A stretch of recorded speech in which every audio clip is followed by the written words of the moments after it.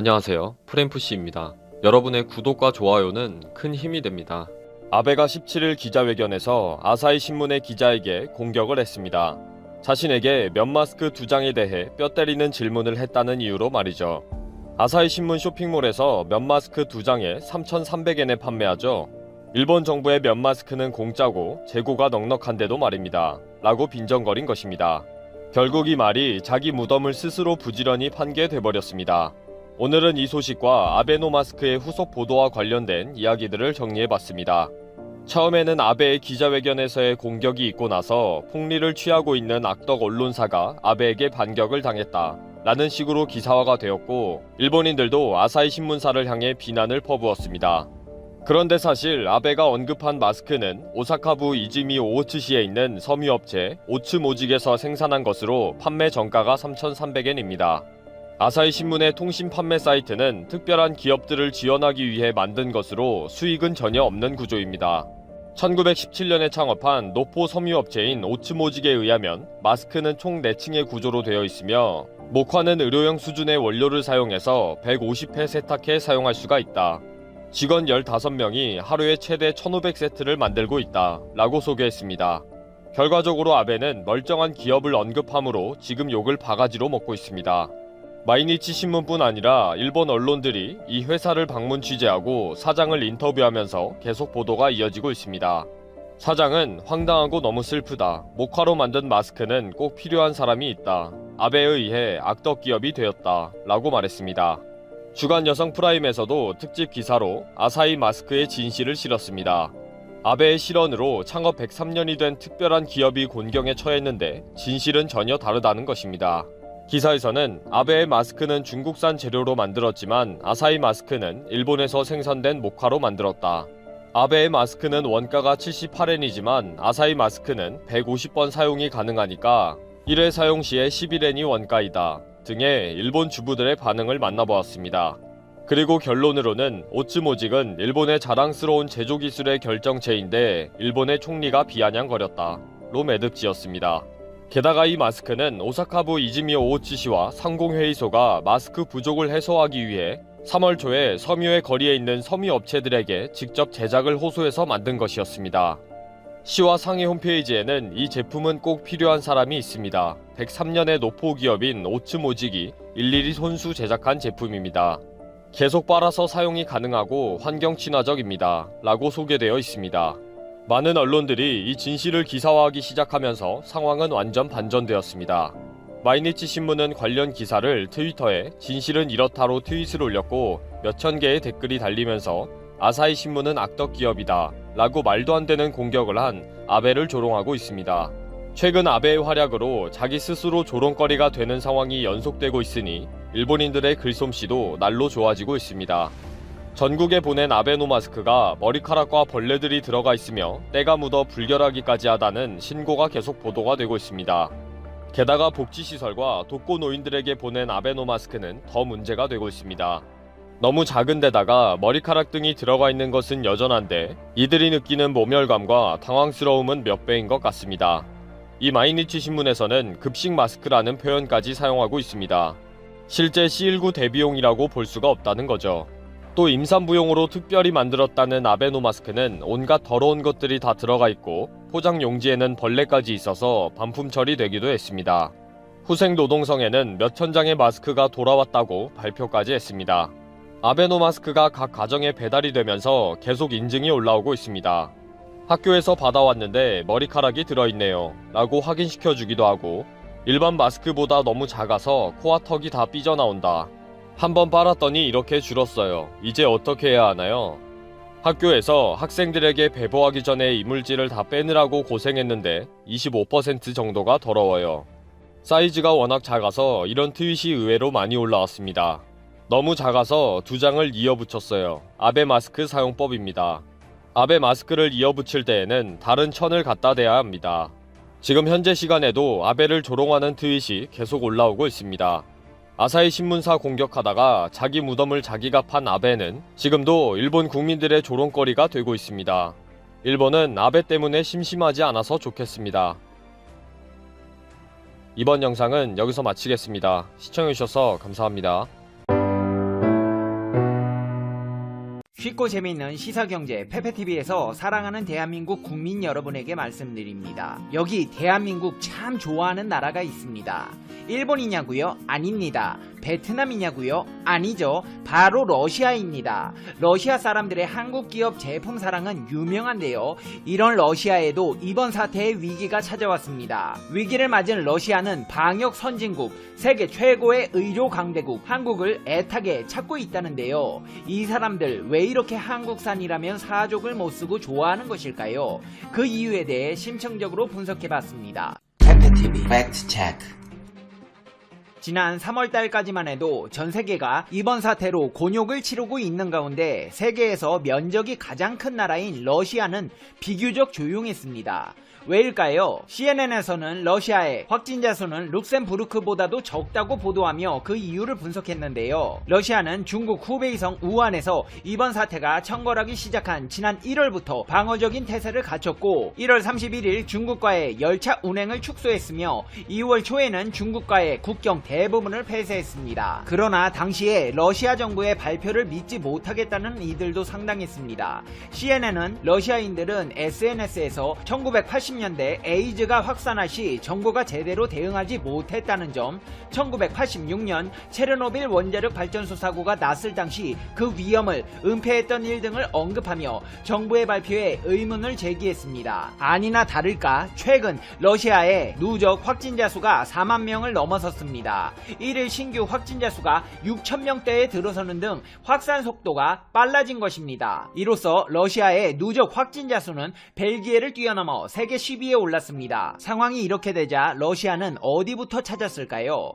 러시아는 방역 선진국, 세계 최고의 의료 강대국 한국에게 구원의 손길을 갈구했습니다. 대한민국의 체외 진단기기 전문기업 TCM 생명과학의 신속 검사용 진단키트를 외교라인과 파트너사를 통해 요청했고 의료기기 기업 수젠텍 또한 공시를 통해 러시아와 전체 물량 가운데 대금이 지급된 1차 선정 물량에 해당하는 금액으로 신속 진단키트 27억 원어치의 공급 계약을 체결했다고 공시했습니다. 한국 정부가 선정한 월드클래스 300 히든 챔피언 강소기업으로 알려진 바이러스 질병진단 의료기기 전문업체 오상 헬스케어에서도 러시아와의 대규모 수출 계약 최대 250만 명분에 대해 계약을 체결했으며 1차 50명만 분은 이미 선적되었다고 했습니다. 진단키트만으로 이번 사태를 수습하기에는 부족합니다. 이를 인지한 러시아에서는 다방면에서 한국의 도움을 요청하고 있는데요. 러시아 연해주에서도 한국 정부에 자가진단 앱 정보를 알려달라며 적극적인 요청을 구했습니다.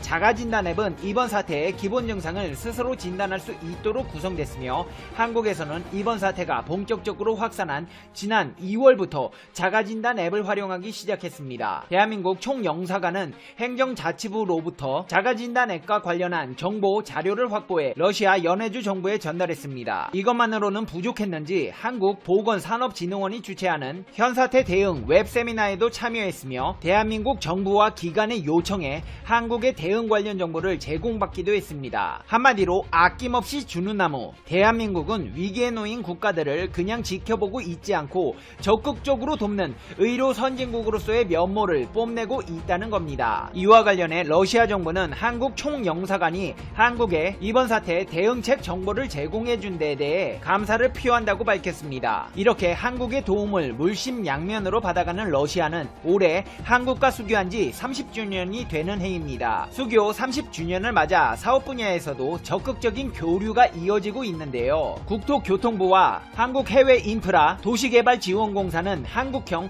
스마트시티를 해외에 확산하기 위해 올해 최초로 시행한 KCT 네트워크 글로벌 협력 프로그램으로 도시개발형 6개국 6건, 단일 솔루션형 5개국 6건 등 총 11개국 12건의 사업을 선정했습니다. 그리고 이 국가들 중에는 러시아의 볼쇼이 카멘에서도 사업을 진행하게 되었습니다. 방역 대책에 건설 사업만 같이 하는 것이 아닙니다. 러시아 국민들의 한국 제품 사랑은 도를 넘었다고 해도 될 정도입니다. 호트라에 따르면 도시락의 러시아 시장 점유율 점유율은 무려 60%가 넘습니다. 부동의 1위입니다. 1년 판매량이 3억 개를 넘는데 러시아 국민들이 약 1억 5천만 명이라는 점을 감안하면 한 사람당 1년에 2개씩은 먹었다는 이야기가 됩니다. 도시락 러시아 매출액은 매년 10% 이상 증가했습니다. 2005년 420억 원을 기록했고 2018년 처음으로 연매출 2천억 원을 돌파했습니다. 러시아 시장 내 누게 판매량은 45억 개로 국내 판매량보다 7배 많습니다.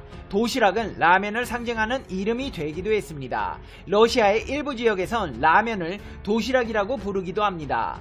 도시락만 좋아하는 게 아닙니다. 삼성전자는 러시아에서 작년까지 무려 8년 동안 가장 사랑받는 브랜드 1위에 선정되었습니다. 특히 스마트폰 부문에서 러시아 국민들의 사랑을 받고 있습니다. 이처럼 삼성이 러시아 내에서 신뢰를 얻은 데에는 특정 사건과 관련이 있는데요. 1988년 러시아는 모라토리엄을 선언하며 모든 외채 지불을 90일간 유예한다고 밝혔습니다. 한마디로 돈 없으니까 나중에 준다고 나라에서 선언해버린 것입니다. 당시 러시아에서 잘 나가던 소니, 파나소닉 등의 일본 기업들은 더 손해보기 전에 러시아에서 떠나자며 앞다퉈 짐을 챙겨 철수했습니다. 그 당시 끝까지 남은 것은 삼성전자와 LG전자, 현대자동차 등 한국 기업들 뿐이었습니다. 러시아 최대의 컴퓨터 판매업체인 비스트사는 당시 삼성전자로부터 모니터를 외상으로 600만 달러어치를 구매했습니다. 국가 모리토리엄 선언으로 인해 돈을 갚을 방법이 없던 비스트는 갖고 있던